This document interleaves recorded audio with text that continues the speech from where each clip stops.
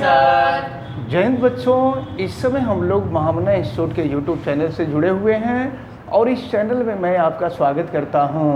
आज हम लोग क्लास 11th मैथमेटिक्स हिंदी माध्यम पहले चैप्टर समुच्चय की विविध प्रश्नावली को सॉल्व करने जा रहे हैं और विविध प्रश्नावली में हम लोग क्वेश्चन नंबर 1 देखेंगे। लेकिन इसके पहले मैं आपको बता दूं कि अगर आप चैनल पे नए हैं तो चैनल को सब्सक्राइब कर लीजिए और चैनल सब्सक्राइब करने के लिए यूट्यूब पर महामना इंस्टीट्यूट को सर्च करें और फिर रेड कलर के सब्सक्राइब वाले बटन को क्लिक कर दें। अगर किसी प्रकार की कोई दिक्कत समझ में आती है तो आप हमें कमेंट करके बताएं भी। बेल आइकन को भी प्रेस करें ताकि प्रतिदिन पढ़ने वाले वीडियो की सूचना आप तक पहुंचती रहे और वीडियो को मैक्सिमम स्टूडेंट तक शेयर करें ताकि मैक्सिमम स्टूडेंट इस इम्पॉर्टेंट टर्म को अच्छी तरह से समझ सकें और वीडियो को लाइक आप ज़रूर कीजिएगा। तो चलिए शुरू करते हैं। पहले चैप्टर यानी समुच्चय कक्षा 11 के फर्स्ट चैप्टर हिंदी माध्यम के विविध प्रश्नावली और विविध प्रश्नावली का पहला क्वेश्चन देखिए दिया हुआ है। निम्नलिखित समुच्चयों में से कौन किसका उपसमुच्चय है, इसका निर्णय कीजिए। आपको बताना है कि कौन किसका उपसमुच्चय है। तो उपसमुच्चय कैसे होता है? अगर पहले समुच्चय के सभी एलिमेंट दूसरे समुच्चय में उपस्थित हों तो पहला समुच्चय दूसरे समुच्चय का उपसमुच्चय होता है। और देखिए क्या दिया हुआ है। ए इजकल टू दिया हुआ है x such that x is element of R. X real number है तथा यक्स स्क्वायर माइनस 8x + 12 = 0 को संतुष्ट करने वाले सभी वास्तविक संख्याएं यक्स।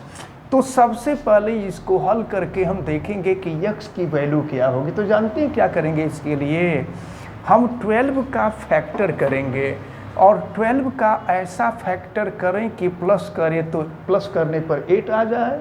तो 12 का फैक्टर कीजिए 6 दूना 12, 6 और 2 जोड़ देंगे तो 8 हो जाएगा। यानी इसका फैक्टर होगा ये मैं रफ कार्य कर रहा हूँ, इसका फैक्टर हो जाएगा x square minus 6x minus 2x + 12 = 0। यहाँ से यक्स कामन ले लेंगे, यक्स -6 हो जाएगा और -2 कामन ले लेंगे, x -6 हो जाएगा और दोनों में से x -6 कामन हो गया, x -2 = 0। एक बार x -2 को 0 के इक्वल करेंगे तो चलिए अब a को हम यहाँ लिख ले रहा हूँ। तो चलिए x -2 = 0 करेंगे तो x की वैल्यू 2 आ जाएगी, यानी यहाँ 2 हो जाएगा और x -6 को अगर 0 करेंगे तो x = 6 आ जाएगा। तो a की जो वैल्यू होगी वह 26 होगी। b में 246 है, c में 2468 है और d में 6 है। अब ज़रा हम a को देखते हैं। अब हम लोग इसका सॉल्यूशन निकालते हैं। देखें सॉल्यूशन क्या होगा, यानी इसका हम लोग हल प्राप्त करते हैं।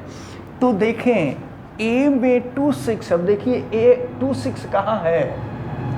a में तो 26 है, b में भी 26 है। इसका मतलब कि a b का सबसेट है। अब देखिए 26 और कहाँ है? तो 26 c में भी है। इसका मतलब a c का भी सबसेट है। और अगर हम देखें d में तो केवल 6 है। अब आ जाइए b में 246। अब देखिए 246 कहाँ है? तो 246 c में है, यानी b जो है c का उपसमुच्चय है।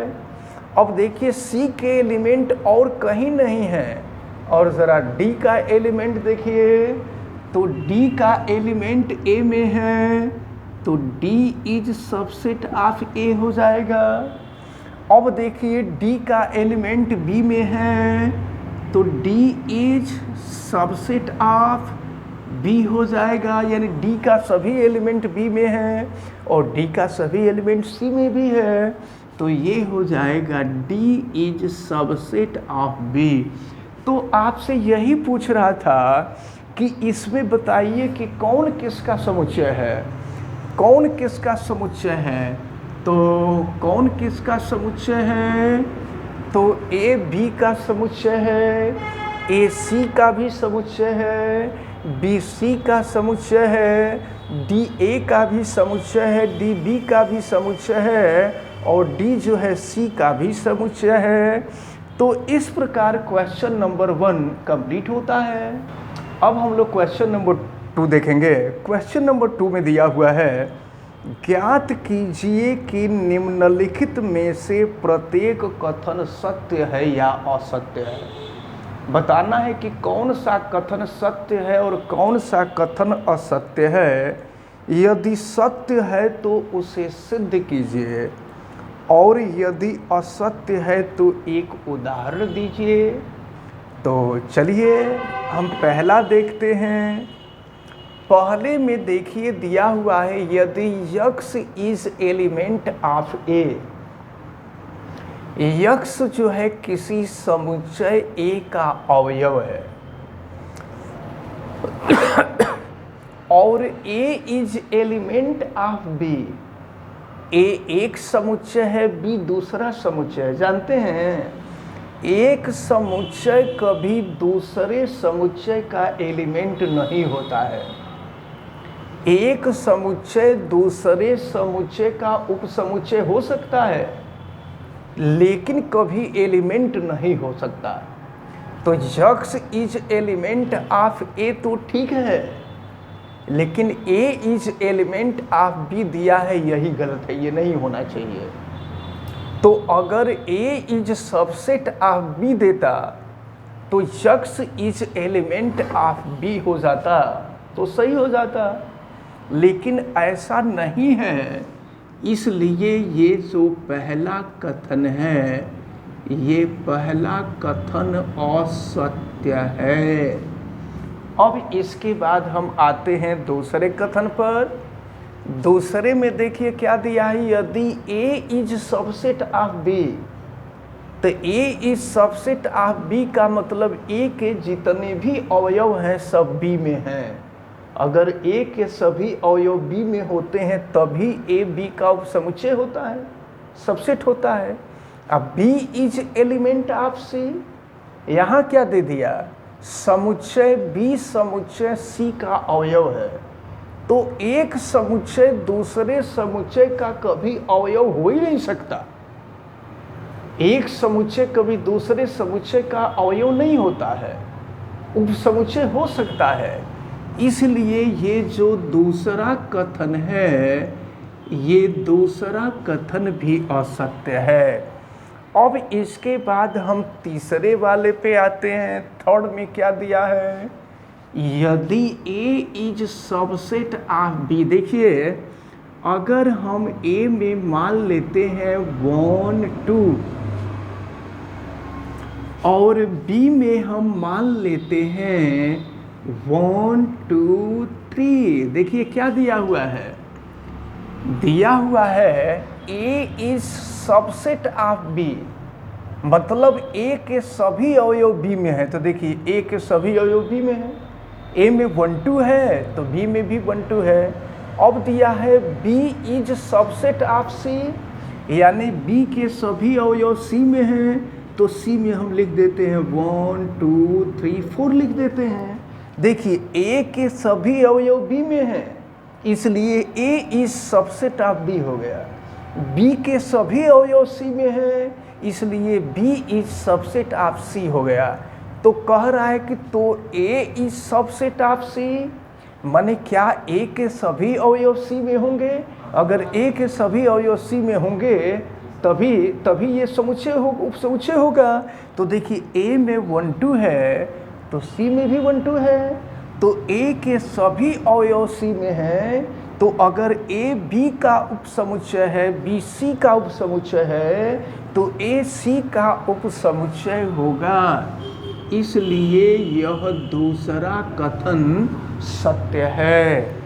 अब इसके बाद हम तीसरे वाले पर आते हैं। तीसरा नहीं, तीसरा हुआ है, अच्छा तीसरा हुआ है। चलिए अब इसके बाद हम आते हैं चौथे पर, और चौथा देखते हैं कि क्या दिया हुआ है। चौथे में दिया है कि A is not subset of B। ए, तो मान लीजिए A में दिया हुआ है 1 2 और B में दे दिया है 2 3। तो A के सभी अवयव B में नहीं है। अगर A के सभी अवयव B में होते तो A सबसेट ऑफ B हो जाता, लेकिन सभी अवयव नहीं है, केवल एक अवयव है, तो A is not subset of B। अब आइए B is not subset of C। अब C इजकल टू हम 3 4 5 मान लेते हैं। देखो इधर, तो C इजकल टू 3 4 5। तो देखिए 2 3 इसमें नहीं है। अगर 2 3 होता तो B is subset of C हो जाता, तो B is not subset of C है। तो दिया है कि A is not subset of C। A is not subset of C। अच्छा, अगर मान लीजिए हम यहाँ पर अगर 1 2 3 ले लिए होते, सपोज कीजिए 1 2 3 ले लिए होते हैं, 1 2 3 ले लिए होते, तो अब बताइए कि A is subset of B है। A के सभी अवयव B में हैं?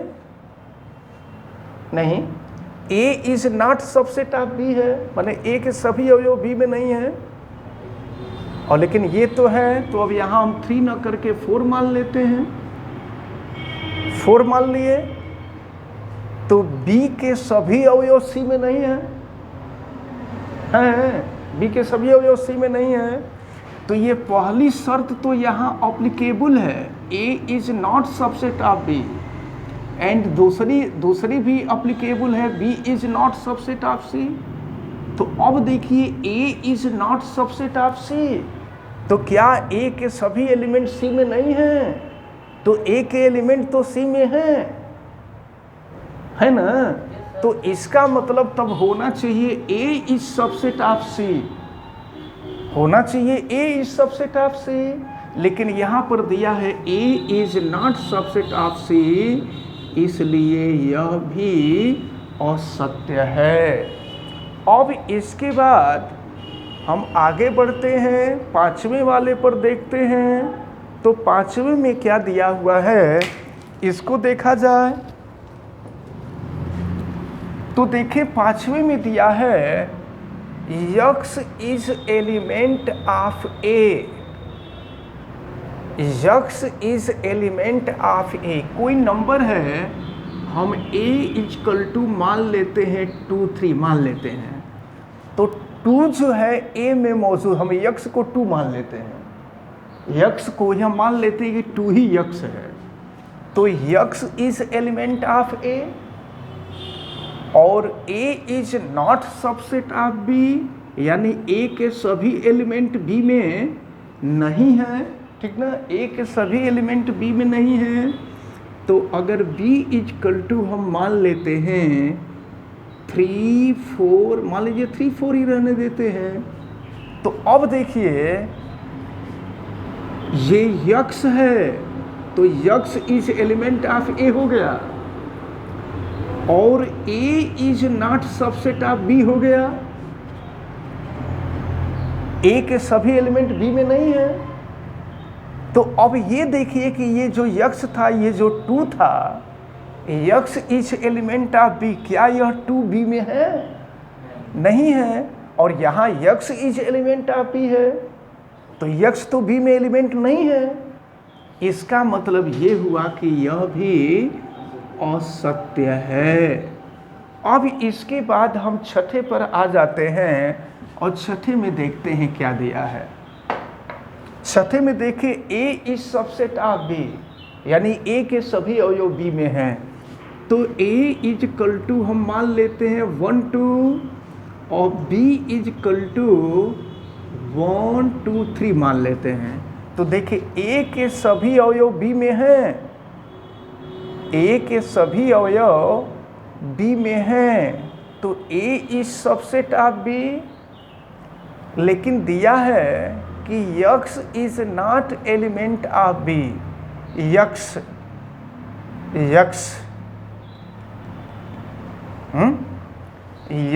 Is not element of B। X कोई ऐसा नंबर है जो B में नहीं है। समझिए क्या कहा जा रहा है, X is not element of B, कोई ऐसा नंबर है जो B में नहीं है। सपोज कीजिए 4 मान लीजिए, X की जगह पे 4 मान लीजिए, तब 4 B में है, नहीं है। तो X is not element of B, या 4 B में नहीं है, तो X is not element of A, यानी यह X A में भी नहीं होगा।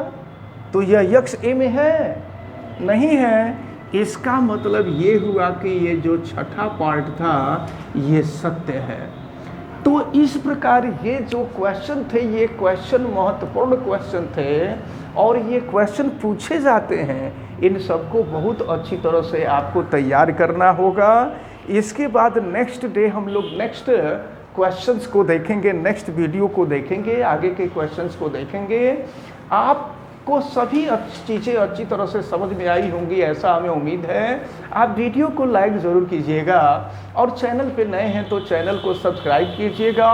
और चैनल सब्सक्राइब करने के लिए आप YouTube पे महामना इंस्टीट्यूट सर्च कीजिए और महामना इंस्टीट्यूट के रेड कलर के सब्सक्राइब वाले बटन को आप क्लिक कर दीजिए।